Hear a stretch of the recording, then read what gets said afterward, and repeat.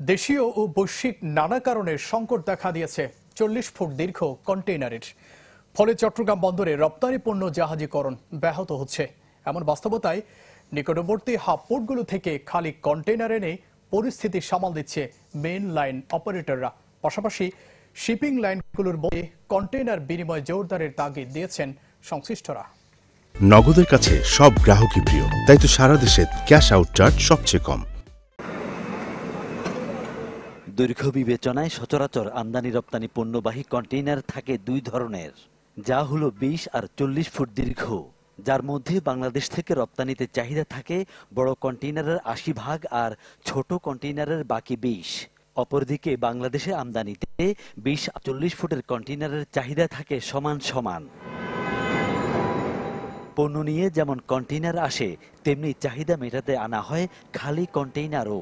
তারপরও সংখ্যার তারতম্য সহ নানা কারণে মাঝে মাঝে ঘাটতি দেখা দেয় 40 ফুটের কন্টেইনারের।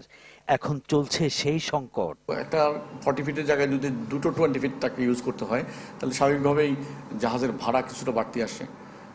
পাশাপাশি একটা ভাবনা থাকতে পারে যে তার দুটো কন্টেইনার, একটা কন্টেইনার কোনো কারণে যদি মাদার ভেসেলটাতে যদি না ওঠে, পরবর্তী জাহাজে যায়, তাহলে তার একটা বিশাল গ্যাপ, একই সাথে সে 15টা ডেলিভারি নিতে পারবে না। ডেস্টিনেশনের যে সার্ভিস চার্জগুলো আছে সেগুলো স্বাভাবিকভাবে দুটো কন্টেইনারের উপর পড়ে, ডাবল আসে। এই ক্রাইসিসটা যে লম্বা একটা সময় পর্যন্ত বিরাজ করে তা না, শিপিং লাইনগুলোর নিজস্ব স্ট্র্যাটেজি আছে।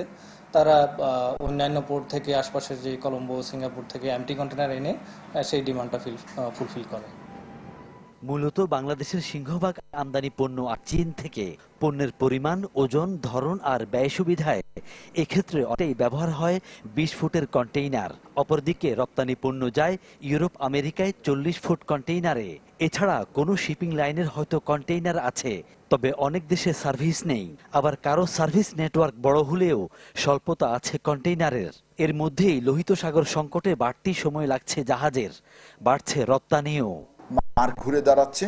আমার মনে হচ্ছে 40 ফিট কন্টেইনার যারা সার্ভিস প্রোভাইডার, যেমন শিপিং এজেন্ট এবং আমাদের ফরওয়ার্ডার, তারা জানে কি পরিমাণের তাদের বুকিং আছে, তারা সেইভাবে এটা তদারকি করবেন এবং এটার ব্যবস্থা গ্রহণ করবেন।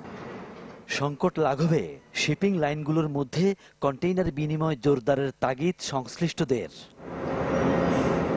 ফখরুল ইসলাম, চ্যানেল 24, চট্টগ্রাম।